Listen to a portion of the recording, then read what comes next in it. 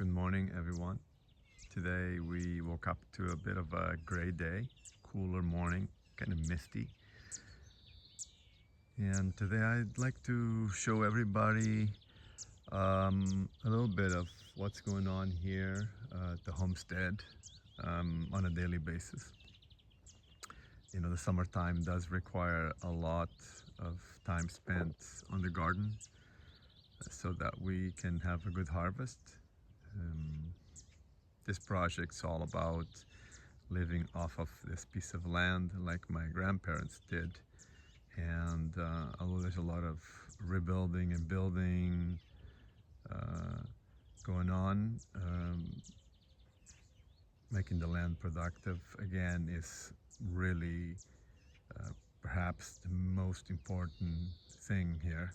So let's look at my grandmother's garden, which is the one here in this corner. We've been spending a lot of time here. Here we have the paste tomatoes, San Marzano. We also have some eggplants for canning. There's also more basil for pesto making. All these are things that we're going to store and consume for the rest of the season. I also have here the sweet potato corner, this little patch of sweet potatoes here. And this is, I call this my grandmother's garden because this is where she would garden because of having the water, the access to this water that we have, and she could obviously flood irrigate, kind of like what we're doing here. And now the water is being directed to the cabbage patch.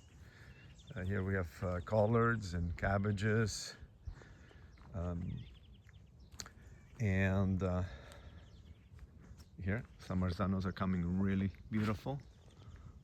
They're looking really happy. Some of them even already have some fruit right there. So I've been working on the water system on and off. We already have the gravity irrigation tank functioning beautifully. It's made the upper garden, our garden, a possibility.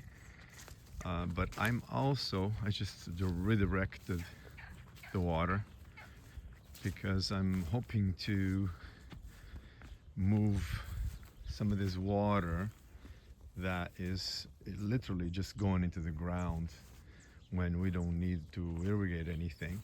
And I'm hoping to bring it to where the pigs eventually are going to be. So there's an area I've spoken about in previous videos that I am speaking of life at the homestead, our little flock is obviously growing, and I just heard bare-necked cockerel attempting his crow. There he goes. He's definitely maturing well. He's looking to be the one that we're gonna keep for breeding. He's a bare neck, so we'll see how. There he goes. He's making progress.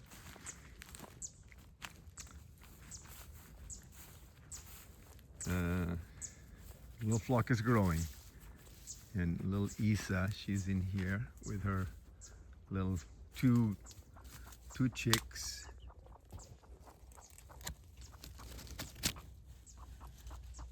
There they are. Yeah, so the plan is to have, out of this 5, there seems to be 2 hens. We're gonna keep them, add them to our other mature 2 hens, so we'll have 4 hens going forward. The bare-necked cockerel, he's gonna turn into the rooster, and the other two, which look to be roosters, are going to be dispatched at some point. The traditional method is to let them grow until they start fighting, at which point only one mature rooster should stay with the flock. And so that's the plan. So we'll have 4 hens, 1 rooster, and little Isa. Corn patch is coming along, slow. Definitely planted it late, but it's coming. It's looking pretty good. All right, so back to the water plan.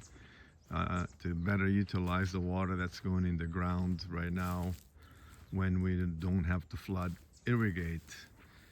So this area here is going to be where the pigs are going to be living, and there's this kind of a pit here that I've always thought would be ideal for a mud pit for pigs. So my plan is to bring the water from the source, from that area where it gets divided, either left or right field, and bring it here. Just have it brought to this pit. And I'm gonna try a ram pump. I would like to bring some of that water up to the duck pond. And those ram pumps have something called the wastewater. And so the wastewater can stay here in the pig mud pit, and the rest of the water goes up to the duck pond. And all of that just by inertia, without using an electric motor or electricity or anything like that. In the background there you see our beehive. The bees seem to be pretty happy there, although we seem to have a bit of an issue with the Asian wasps. I already killed one. Asian wasps are trouble. They kill honeybees. I haven't done enough research on them. I don't know why they kill the honeybees, but they do. I've observed that they literally fly hovering in front of the hive and wait for the honeybees approach or take off to catch them in flight and kill them. So I have my giant fly swatter there, and every once in a while I sit here and they come around every so often. And just this morning there was 2 hovering in front of the hive. The honeybees seem to have some kind of strategy to deal with them, but I don't know. I hear that the Asian wasps are really a problem for honeybees. So I don't know. I don't know enough about it. So here's the pit. And so here's the future duck pond. Of course, it's nothing but a bit of a depression on the ground at the moment because we don't have ducks, and I don't really want to put a plastic liner on it, and I know the ducks will seal it over time. So the plan is to, whenever we do get the ducks, we'll bring in the water and then let the ducks slowly seal the surface, the bottom of the pond. So this way I don't have to put in a plastic liner, which I really don't want to do. And the upper garden is thriving. Asparagus are still producing. The eggplants are coming very, very strong. They're now in bloom.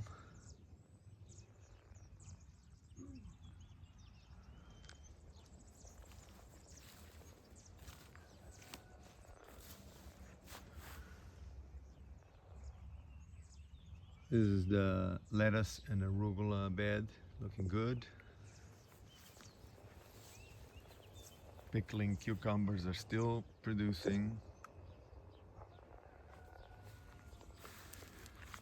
We've already started eating some sweet corn. And the chilies, bed of chilies, is looking really good. We've already started eating from it.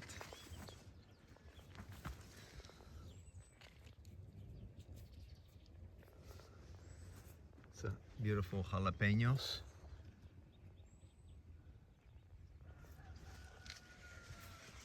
Tomatoes are looking fabulous this year.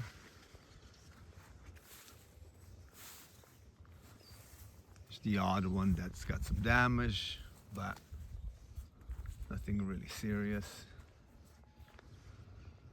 We seem to have a bit of a problem with moles. They are a bit of a nuisance.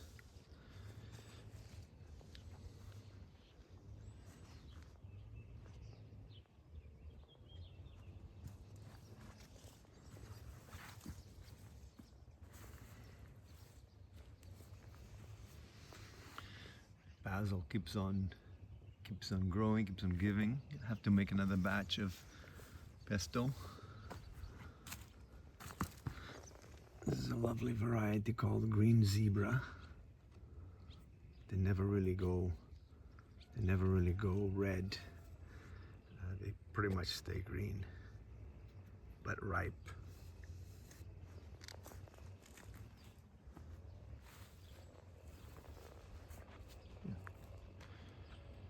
The leeks looking good.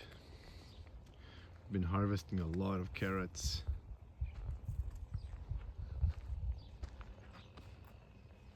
Red onions are looking fabulous.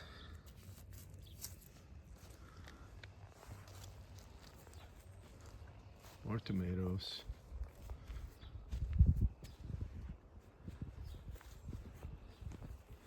And the courgettes, zucchinis, they've been producing a lot. Every day we eat zucchinis right now. Yeah, so this upper garden is made possible because of the gravity irrigation system.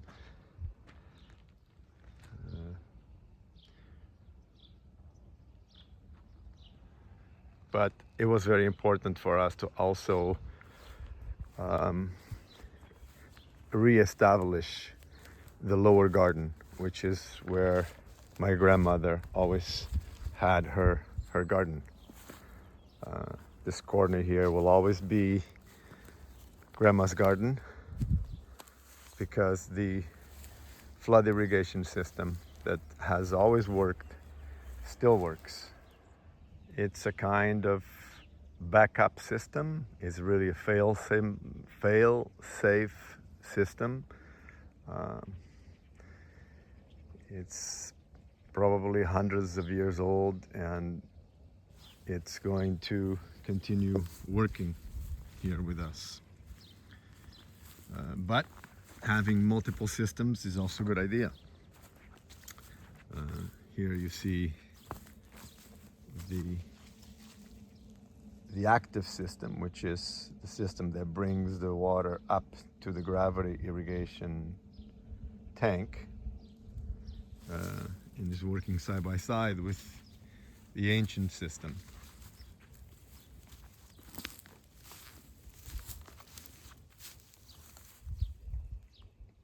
So now I want to incorporate the ram pump system, which doesn't use any electric motors or electric pumps. We'll see if that works. There's a lot of YouTube videos I've been watching, and I have to thank one commenter for suggesting that system to me. I'm going to try to make it work. Also, I want to show everybody the grapes this year are looking great. Keep in mind, I don't spray anything. I haven't sprayed anything. It's just seems to be an amazing year for grapes.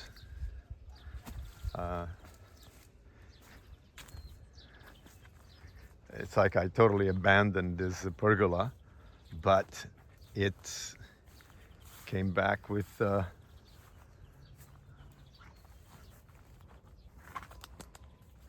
lot of fruit.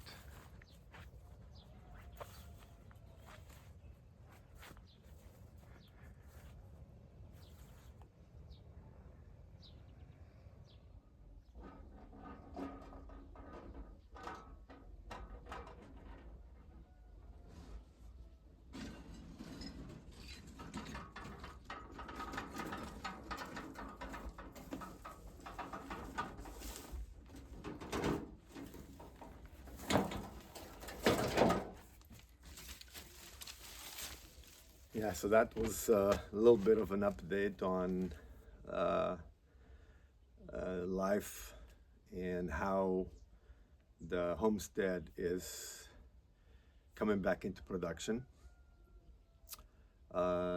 Today's cooler day, once again, I said, and I'm going to be in here working, preparing the ground here, moving soil out of here in preparation to get the guys to come back. Um, so yeah,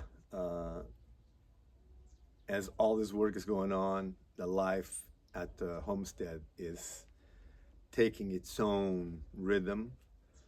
I think some of the systems that I brought in are helping to make that a real possibility. Self-sufficiency to a certain degree is possible.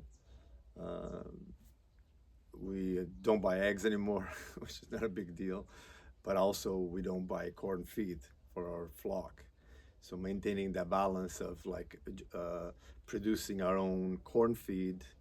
Of course, we have great pasture for them. They don't rely so much on feed. Corn is just a good carb for them, and that's all they need when they have so much foraging ground. Uh, Eventually, we'll be eating a little bit of chicken meat, and potatoes, carrots, onions, a lot of preserves. All of this adds to our pantry and reduces our grocery bill. Of course, eating much better quality food is all that matters, really. There's a great satisfaction with consuming the foods that you produce. That's beyond the nourishment to the body. I think it has to do with the nourishment of the soul. Um, so yeah, it's great to be part of this, to see the homestead developing that rhythm, to see the animals, and we're gonna have more animals. It's just a farm with no animals is like a garden with no flowers. So I want to thank everyone for the fabulous comments, for the encouragement, and I will see you soon. Thank you.